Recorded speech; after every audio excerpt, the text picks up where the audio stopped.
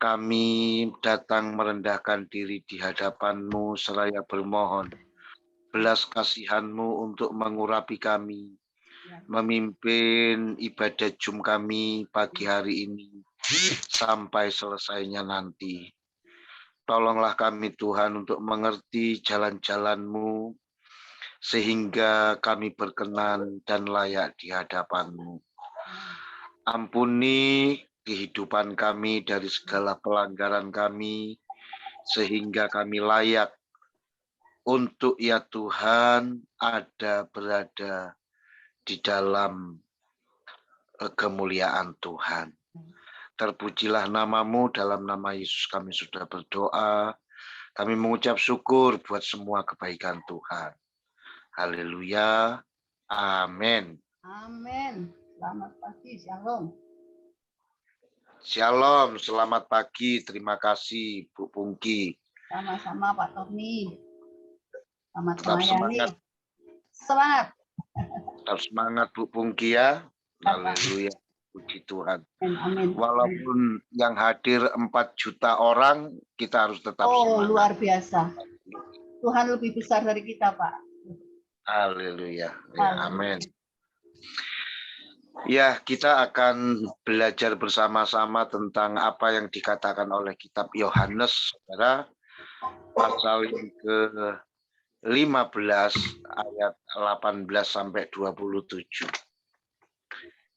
Saya akan membaca begini, saudara, ayat ini yang agak panjang ya.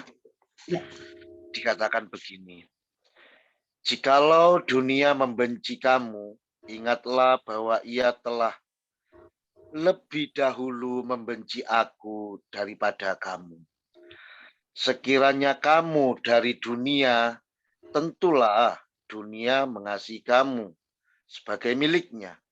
Tetapi karena kamu bukan dari dunia, melainkan aku telah memilih kamu dari dunia, sebab itulah dunia membenci kamu. Ingatlah apa yang telah kukatakan kepadamu. Seorang hamba tidaklah lebih tinggi daripada tuannya. Jikalau mereka telah menganiaya aku, mereka juga akan menganiaya kamu. Jikalau mereka telah menuruti firman-Ku, mereka juga akan menuruti perkataanmu. Tetapi semuanya itu akan mereka lakukan terhadap kamu karena nama-Ku, sebab mereka tidak mengenal Dia yang telah mengutus aku. Sekiranya aku tidak datang dan tidak berkata-kata kepada mereka, ya, mereka tentu tidak berdosa, tetapi sekarang mereka tidak mempunyai dalih bagi dosa mereka. Barang siapa membenci aku, ia membenci juga Bapakku. Sekiranya aku tidak melakukan pekerjaan di tengah-tengah mereka, seperti yang mereka tidak pernah dilakukan orang lain, mereka tentu tidak berdosa. Tetapi sekarang walaupun mereka telah melihat semuanya itu, namun mereka membenci baik aku maupun Bapakku. Tetapi firman yang ada tertulis dalam kitab Taurat mereka harus digenapi. Mereka membenci aku tanpa alasan. Jikalau penghibur yang akan kuutus dari Bapa datang, yaitu roh kebenaran yang keluar dari Bapa, ia akan bersaksi tentang aku. Tetapi kamu juga harus bersaksi, karena kamu dari semula bersama-sama dengan aku. Amin, firman Tuhan. Saudara, saya memberikan tema, bila dunia membenci Anda. Bila dunia membenci saya, bila dunia membenci kita, saudara-saudara. Mengapa dunia membenci orang percaya? Tadi kita sudah membaca ayat yang ke-19. Jelas sekali di sana dikatakan alasan. Mengapa dunia itu membenci kita orang-orang yang percaya kepada Yesus? Karena dikatakan di sana, kita bukan dari dunia. Kita ini orang yang sudah dipilih oleh Tuhan. Tuhan itu telah memilih kita. Makanya saya pernah mengatakan, saudara, kita ini orang yang istimewa. Orang percaya itu orang yang sudah dipilih. Orang percaya itu, untuk percaya Yesus itu, orang yang sudah ditetapkan itu kita ini bukan orang sembarangan, saudara-saudara. Kita ini istimewa loh, saudara-saudara. Kita ini pilihan, saudara-saudara. Saya ibaratkan begini, ya. Di pasar itu ada berbagai macam yang namanya sayuran, katakanlah seperti itu. Atau ada berbagai macam yang namanya buah-buahan. Ya. Kemudian ada pelanggan yang datang berbelanja, di mana ia mau membeli buah atau sayuran tersebut, saudara. Nah, umumnya orang yang mau berbelanja tersebut pasti dia akan memilih mana ini sayuran yang masih segar, mana ini sayuran yang bagus atau buah yang segar yang masih bagus. Tentu dia tidak akan memilih buah-buahan yang busuk. Dia tidak akan memilih buah-buahan yang layu. Dia tidak akan memilih buah-buahan yang sudah rusak dan lain-lain sebagainya. Tentu dia ingin memilih yang bagus. Nah, kita ini ibarat orang ya yang sedang berkerumun di pasar, begitu banyak macam orang di sana, saudara-saudara. Ya. Diibaratkan kita ini seperti buah dan sayuran. Kemudian Tuhan datang kepada kita, dia ambil kita. Dia comot kita, saudara-saudara. Bahwa kita adalah orang-orang yang layak. Kita ini orang-orang pilihan Tuhan, saudara. Jadi jelas, orang yang sudah dipilih sama Tuhan, itu istimewa di hadapan Tuhan. Kenapa istimewa? Karena kita ini bukan lagi orang yang dari dunia ini. Tapi Tuhan sendirilah yang sudah memilih kita. Nah, sebagaimana dunia telah menganiaya Yesus, demikian juga dunia akan perbuat bagi orang percaya. Nah, orang pilihan itu yang kedua dikatakan begini, saudara. Kan tadi saya mengatakan kenapa ya tema kita, mengapa dunia membenci orang percaya? Ya sebagaimana dunia telah menganiaya Yesus, demikian juga dikatakan tadi, dunia akan perbuat bagi orang percaya. Makanya dikatakan sebagai orang-orang pilihan itu kita itu harus kuat menghadapi segala sesuatu, saudara. Kita belum menghadapi peristiwa seperti apa yang dialami oleh Yesus. Kita masih bisa dikatakan hidup normal di dunia ini. Ya. Ada kesusahan, ada kesulitan, ada masalah, ada sakit penyakit, ada duka. Tapi saya sekali lagi tegaskan, kita belum mengalami seperti apa yang Yesus alami. Kita melihat bagaimana Yesus dianiaya oleh dunia yang kejam ini. Nah, dikatakan suatu saat, demikian juga dunia akan memperlakukan kita, orang-orang yang percaya, saudara-saudara. Nah, kalau kita nggak kuat menghadapi apa yang akan terjadi kelak, maka nggak heran saudara-saudara akan banyak suatu saat orang yang akan mundur ya, meninggalkan Tuhan. Ternyata ikut Yesus itu menderita, susah. Ya memang iya. Makanya saya mengatakan, banyak orang mengatakan, bahkan firman Tuhan sendiri mengatakan, saudara, mengikut Yesus, mengiring Yesus itu kan pikul salib. Ya. Pikul salib itu artinya apa? Ikut turut menderita dalam penderitaan yang dialami oleh Kristus Yesus. Tapi penderitaan itu bukanlah penderitaan yang akan membuat Anda binasa, bukan, saudara. Penderitaan itu adalah sebuah penderitaan yang justru semakin memperkuat keyakinan kita akan kuasa Tuhan, bahwa Dia sanggup menolong kita.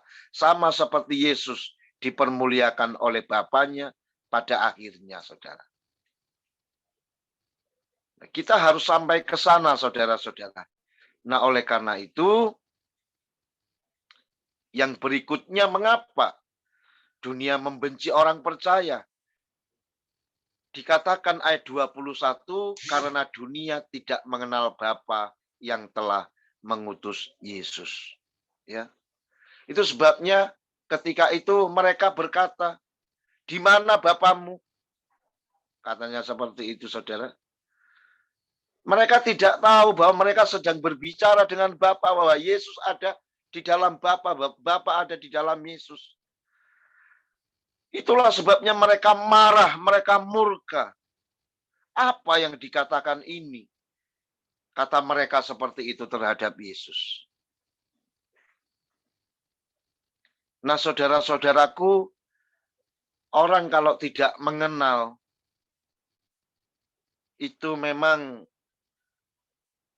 selalu bagaimana ya, ibarat kita tidak mengenal satu sama lain. Kita pasti akan memiliki prasangka-prasangka dalam diri kita. Kita sering salah menilai orang lain, saudara-saudara. Kita sering berprasangka buruk kepada orang lain. Dan itu membuat kita marah, saudara-saudara. Ya. Karena apa? Karena kita memang tidak menemukan yang sebenarnya dia itu siapa, gitu. Akhirnya dia marah sendiri, emosi sendiri. Ya. Oleh karena itu, saudara-saudara, mari kita saling mengenal. Mari kita kenali Bapa kita, mari kita kenali Yesus Kristus, Yesus yang adalah Tuhan kita. Mari kita mengenali Bapa yang telah mengutus Yesus itu, saudara-saudara. Artinya dengan kita mengenal Yesus, maka sesungguhnya kita ini sudah mengenal siapa Bapa kita. Nah, saudaraku, apa yang dunia perbuat bagi Yesus? Dunia membenci Yesus. Berarti kalau dunia membenci Yesus, itu kan artinya dunia juga membenci Bapa. Dan aneh, saudara. Tapi peristiwa ini terjadi justru setelah orang melihat Yesus. Ketika orang belum melihat Yesus, enggak ada itu kebencian itu. Tapi justru ketika orang melihat Yesus, dunia akhirnya menjadi pembenci, menjadi benci kepada Yesus dan benci kepada Bapa. Itu ayat 24 dikatakan di sana. Ya, sekiranya aku hendak melakukan pekerjaan di tengah-tengah mereka seperti yang tidak pernah dilakukan orang lain, mereka tentu tidak berdosa. Tetapi sekarang walaupun mereka telah melihat semuanya itu, namun mereka membenci baik aku maupun Bapakku. Setelah mereka melihat Yesus, mereka itu bencinya tidak karu-karuan. Artinya apa? Ayat 25. Mereka membenci Yesus tapi nggak ada alasannya. Kan dikatakan ayat 25. Tetapi firman yang ada tertulis dalam kitab Taurat mereka harus digenapi. Mereka membenci aku tanpa alasan. Jadi ada orang membenci, saudara-saudara, tanpa alasan. Ya. Dicari kesalahannya nggak ada, ya. Jadi mereka membenci Yesus itu tanpa alasan.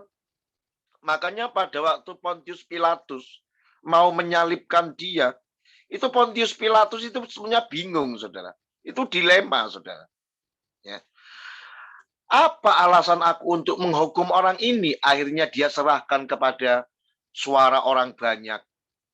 Ya, dia katakan, menurut kalian siapa yang pantas untuk kita salibkan? Yesus yang namanya Kristus kah? Atau Yesus yang namanya Barnabas? Barabas? Nah, ini pemimpin enggak punya pendirian, padahal dia bisa, saudara-saudara, sebagai pemimpin mengatakan bahwa Yesus harus dibebaskan sebetulnya, bukan harus dihukum. Tapi terbalik apa yang terjadi. Akhirnya Pontius Pilatus cuci tangan, saudara. Dia lepas tangan. Dia enggak mau, pokoknya aku enggak. Seolah-olah dia tidak ikut campur dengan masalah yang dihadapi tersebut. Akhirnya diserahkanlah Yesus kepada mereka dan akhirnya mereka menyalibkan Yesus. Jadi nggak ada alasan. Sampai Pontius Pilatus bilang, apa alasannya aku harus menghukum dia? Wong aku nggak menemukan kesalahan apapun dalam dirinya. Nah, saudaraku, tapi itulah. Dan itu sudah terjadi. Saudara, semua perbuatan baik Yesus dianggap sesuatu yang tidak sesuai dengan perbuatan jahat dunia. Jadi artinya apa, saudara-saudara? Dunia itu belum siap untuk menerima keberadaan Yesus di tengah-tengah keadaan dunia yang jahat ini, saudara-saudara. Kita itu sering menolak, ya katakanlah seperti itu, menolak untuk diubahkan. Kita itu menolak untuk diberkati.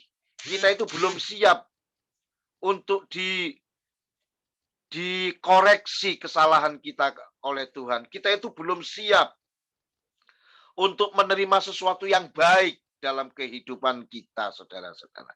Nah, Yesus datang itu sebetulnya mau mengubahkan dunia. Mau mengingatkan banyak orang akan dosa-dosanya. Mau menunjukkan keadilan. Mau menyelamatkan mereka. Mau memberitahukan kabar baik kepada mereka.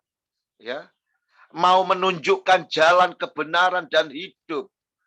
Tapi mereka belum siap, saudara-saudara. Itulah sebabnya semua perbuatan Yesus yang baik dianggap sesuatu yang tidak sesuai dengan kriteria mereka. Ya, karena memang mereka sudah terbiasa dengan kehidupan berbuat jahat. Mereka sudah terbiasa berbuat maksiat. Mereka sudah terbiasa hidup seenaknya sendiri. Mereka sudah terbiasa melakukan apa saja yang keji di pemandangan Tuhan. Dan selama ini mereka tidak ada yang menegur. Tidak ada yang mengingatkan. Giliran Tuhan datang, mereka nggak siap, saudara. Nah, ini nggak cocok. Yang seperti Yesus ini orang nggak cocok. Wis, kita singkirkan dia.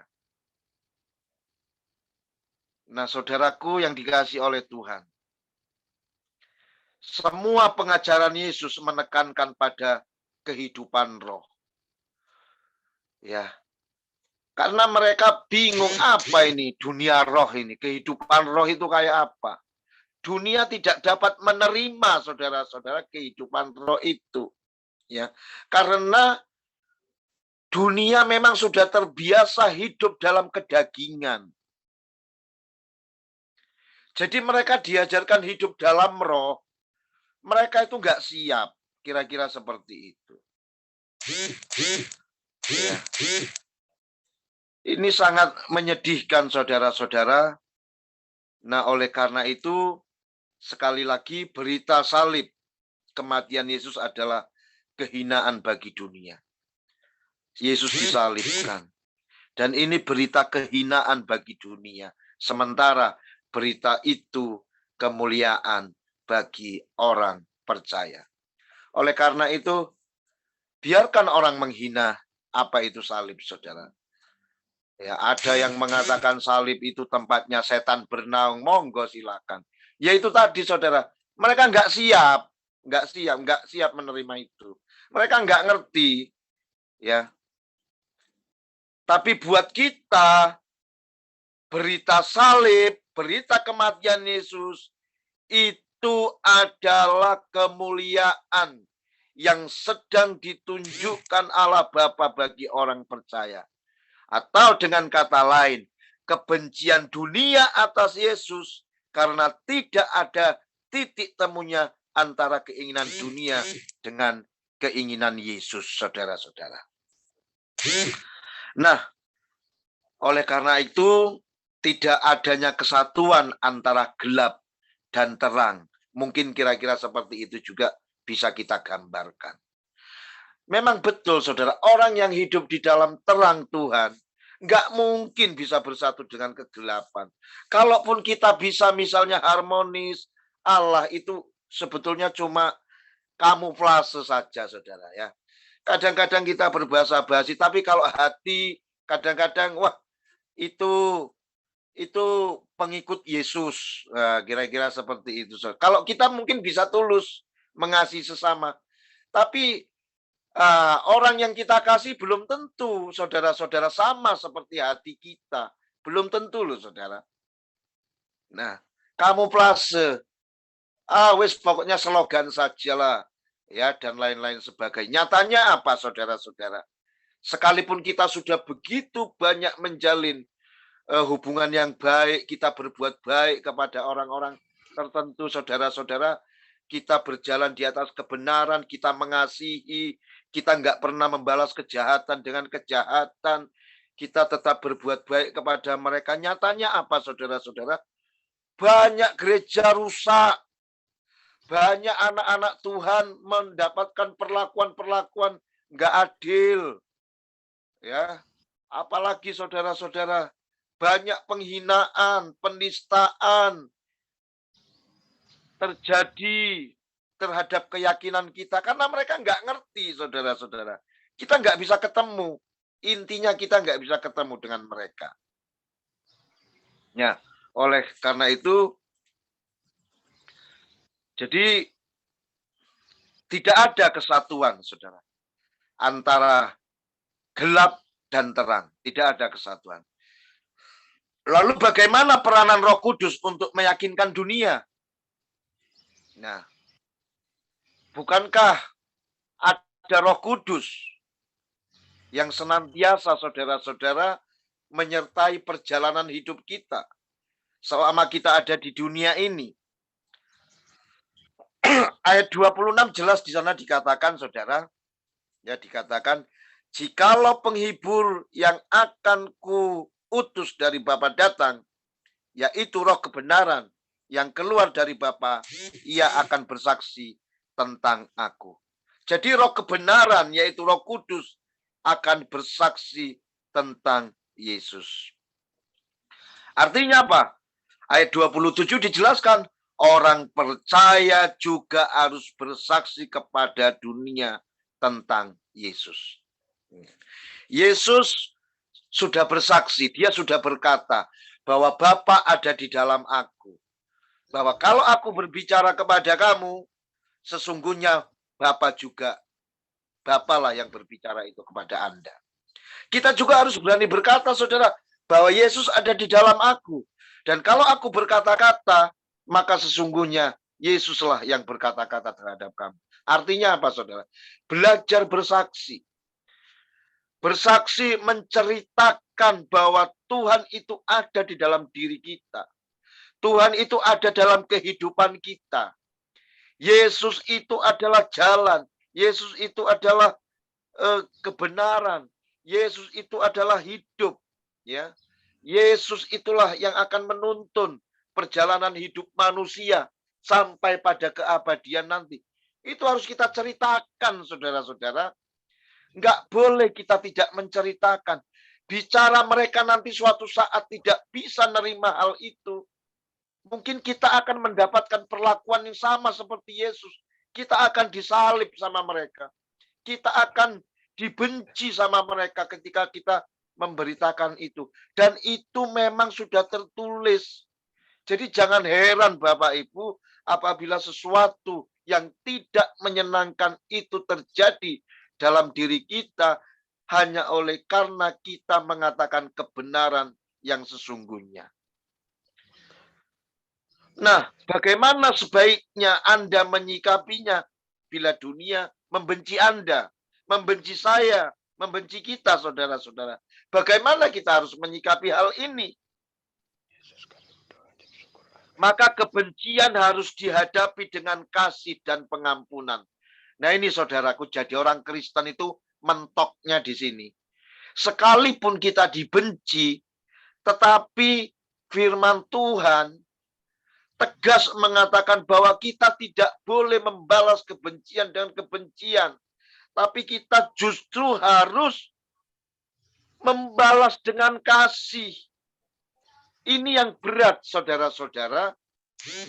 Secara manusia, siapa sih mau disakiti? Secara manusia, kalau kita dipukul orang, pinginnya pasti mukul. Ya. Tapi ini loh saudara, kebencian harus dihadapi dengan kasih dan pengampunan. Nah, tapi ini bukan sembarangan pengajaran. Karena Yesus juga sudah melakukannya. Ya. Itu sebabnya di kayu salib, dia mengatakan, Bapa, ampunilah mereka. Sebab mereka tidak tahu apa yang mereka perbuat. Nah, saudaraku yang diberkati oleh Tuhan. Kalau kita enggak, Tuhan saja bisa mengampuni, saudara. Kita ini siapa? Emang kita derajatnya itu lebih tinggi dari Tuhan. Sehingga kita itu mau berada di atasnya Tuhan. Sorry ya, gua nggak bisa ngampuni deh. Yesus yang Tuhan aja bisa mengampuni, saudara. Bisa memaafkan, bisa mengasihi. Dia bisa kok. Kalau dia mau bumi hanguskan dunia ini, bukan nggak bisa. Tapi dia mengampuni dengan luar biasa, saudara. Nah, sekarang manusia mulai menunjukkan gengsinya masing-masing, harga dirinya masing-masing. Jadi seolah-olah dia dirinya itu lebih tinggi derajatnya dari Tuhan. Sorry, gua nggak bisa ngampuni elu. Gua nggak bisa maafin. Gua nggak bisa ngasihi. Nah, saudaraku, bukankah ketika kita berbicara seperti itu bahwa kita ini sedang ingin berada di atasnya Tuhan? Bertobat, saudara-saudara. Kita harus bisa mengampuni. Kita harus bisa mengasihi. Kita harus bisa mendoakan siapapun orang yang bersalah kepada kita. Ya. Kita harus melakukan itu, saudara. Jadi bagaimana sebaiknya kita menyikapinya ketika dunia atau orang lain membenci kita? Kita tidak perlu menanggapinya dengan amarah. Kita tidak perlu menanggapinya dengan panas hati. Tapi kita harus menanggapinya seperti apa yang Yesus lakukan. Tanggapi semuanya itu dengan lemah lembut, saudara-saudara. Apa ada Anda melihat ketika Yesus ya dibenci oleh dunia ini? Apa ada Yesus bersikap dia istilahnya melakukan perlawanan? Tidak ada, saudara. Dia mengikuti saja. Itu sebabnya saya mengatakan tadi, sampai dia berdoa loh. Itu menunjukkan sikap kelemah lembutan yang final, saudara. Bapa, ampunilah mereka. Karena mereka tidak tahu apa yang mereka perbuat. Itu udah bentuk kelemah lembutan yang final, saudara. Mau gimana lagi? Dia nggak berdoa, Tuhan, aku mohon keadilanmu. Bunuh dia, hancurkan dia. Tidak seperti itu, saudara. Ya. Tapi justru dia minta pengampunan agar mereka-mereka itu dimaafkan, diampuni. Karena mereka itu keliru. Mereka itu nggak ngerti. Mereka itu belum siap menerima aku. Mereka nggak tahu, saudara-saudara. Ya, oleh karena itu Apalagi saudara, sebaiknya yang harus kita lakukan dalam menyikapi ketika dunia membenci kita. Yang terakhir, kita tidak perlu berdalih, saudara, atas nama hukum keadilan atau hak asasi. Karena justru hak dunia untuk menentang dan menekan orang-orang percaya. Saya teringat, saudara, beberapa rekan hamba Tuhan yang bermasalah. Ya, bukan bermasalah, artinya dipermasalahkan. Ya. Hidupnya dipermasalahkan. Ada beberapa seperti ya yang kita dengar sekarang ini, saudara-saudara. Banyak ya. Ini kita nggak perlu, dikatakan kita nggak perlu membela diri dengan hal-hal semacam itu. Karena memang hukum dunia ini adalah hukum yang tidak pernah ada, keadilannya nggak ada. Pengadilan yang seadil-adilnya itu nanti ada pada pengadilan Tuhan. Dialah yang akan menjadi pembela kita nanti di sana di hadapan Bapa, saudara. Dia yang akan membela kita. Oleh sebab itu, saudara-saudara, tetaplah jatuhkan pilihanmu untuk tetap percaya kepada Yesus. Apapun yang menjadi kekhawatiranmu nanti, biar Yesus yang akan menjadi pembela kita di hadapan Bapa.